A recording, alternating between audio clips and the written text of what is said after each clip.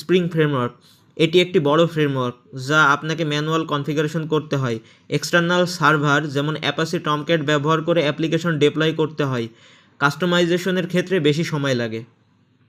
Spring বুট pre configure setup সরবরাহ করে। Built in Tomcat সার্ভারের মাধ্যমে অ্যাপ্লিকেশন রান করা হয়, ডেভেলপমেন্ট দ্রুত এবং আরও সহজ করে তোলে। স্প্রিং বুটের চাহিদা এবং গুরুত্ব।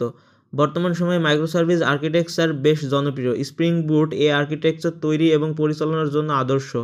এর সহজ সেটআপ, বিল্ট ইন টুল এবং দ্রুত ডেভেলপমেন্টের কারণে সফটওয়্যার ইন্ডাস্ট্রিতে ব্যাপক জনপ্রিয়। স্প্রিং বুটের আরেকটি গুরুত্বপূর্ণ ফিচার হলো স্প্রিং ইনিশিয়ালাইজার। এটি একটি ওয়েব টুল যা আপনাকে কয়েকটি ক্লিকের মাধ্যমে একটি প্রজেক্ট সেটআপ করে দিতে পারে।